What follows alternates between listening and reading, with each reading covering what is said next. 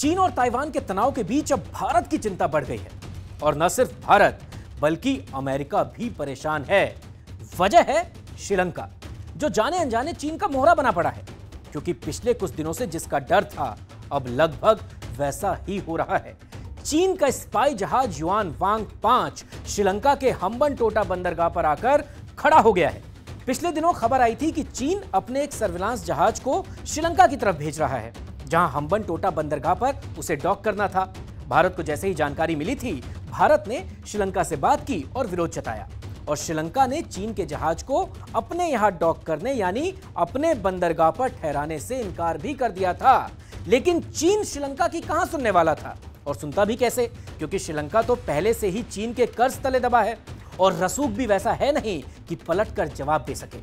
दूसरी बात, जिस हम्बनटोटा बंदरगाह की बात हो रही है, उस बंदरगाह को डेवलप करने में चीन का ही पैसा लगा है, जिसके बदले चीन ने इस बंदरगाह को लीज पर ले रखा है। ऐसे में चीन श्रीलंका से नाराज हो गया और विरोध जताते हुए कहा कि कुछ देश कोलंबो यानी श्रीलंका की राजधानी पर दबाव बनाना चाहते हैं और इसके लिए वो देश तथाकथित सुरक्षा चिंताओं का हवाला दे रहे हैं। ये श्रीलंका के आंतरिक मामलों में दखल देने जैसा है, जो कि बिल्कुल अनुचित है। यह कहना था चीन का।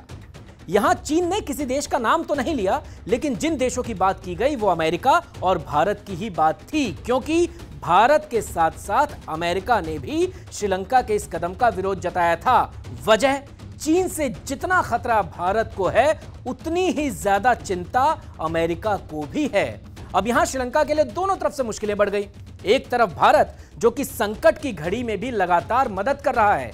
श्रीलंका अभी किस आर्थिक संकट से गुजर रहा है यह तो आपको पता ही है। पिछले दिनों आपने राष्ट्रपति भवन में पूल पार्टी की तस्वीरें भी देखी होंगी।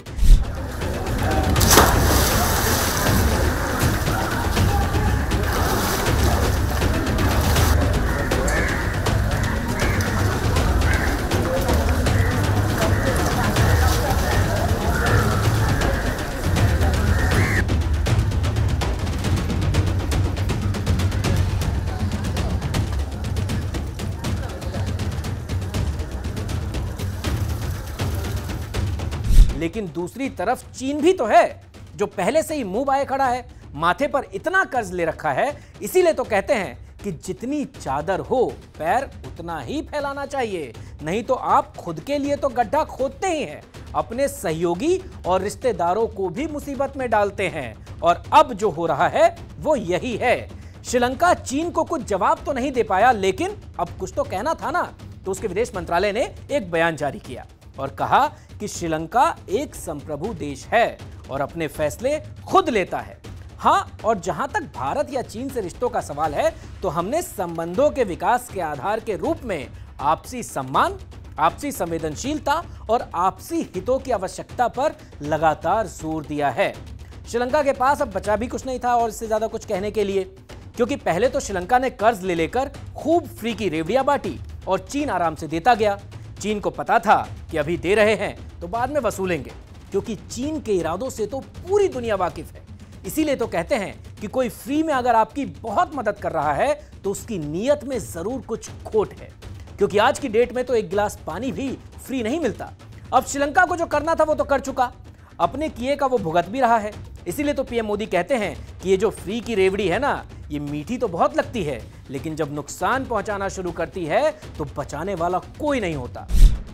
साथियों, नए भारत के सामने एक ऐसी चुनौती भी है जिस पर अगर अभी ध्यान नहीं दिया गया तो भारत के युवाओं का, आज की पीढ़ी का बहुत नुकसान हो सकता है। आपका आज गुमराह हो जाएगा और आपकी आने वाली कल अंधेरे में सिमट जाएगी। दोस्तों, इसलिए अभी से जागना जरूरी है। आजकल हमारे देश में मुफ्त की रेवड़ी बांटकर वोट बटोरने का कल्चर लाने की भरसक कोशिश हो रही है। ये रेवड़ी कल्चर देश के विकास के लिए बहुत घातक है। इस रेवड़ी कल्चर से देश के लोगों को और खास करके मेरे युवाओं को बहुत सावधान रहने की जरूरत है।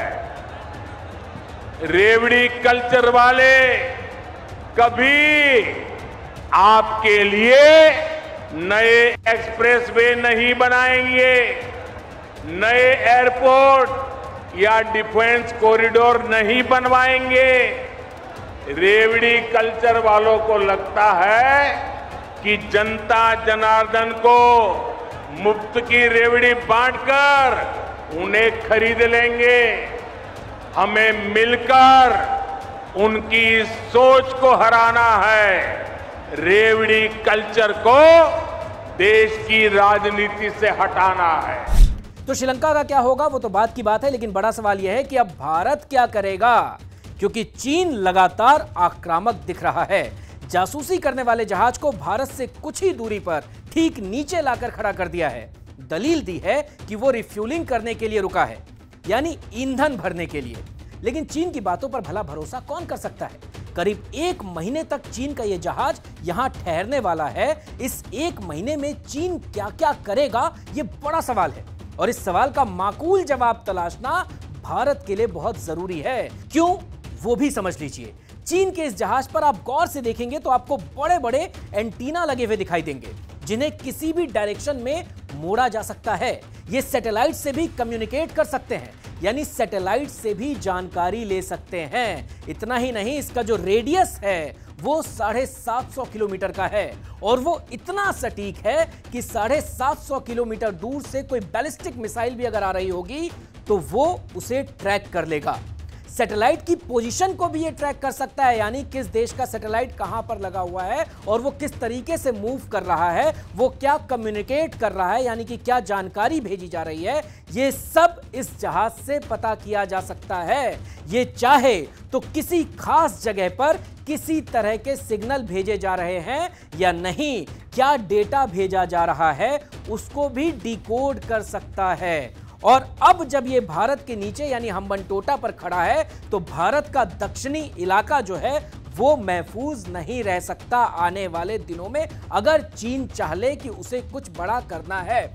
खासकर हैदराबाद से नीचे का वो पूरा एक तरीके से चीन के उस जहाज के जद में आ सकता है जहां भारत के 2 परमाणु रिएक्टर्स हैं, यानी चीन चाहे तो यहां की खुफिया जानकारी आसानी से ले सकता है।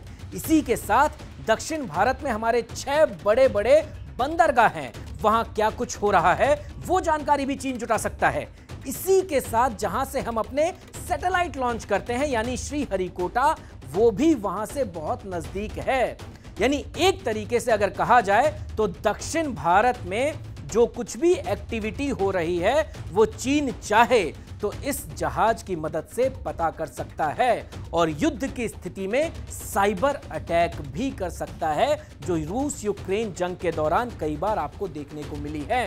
क्योंकि कहा जाता है कि आज की डेट में सबसे बड़ा हथियार अगर कुछ है तो वो है इंफॉर्मेशन, यानी दुश्मन की जानकारी।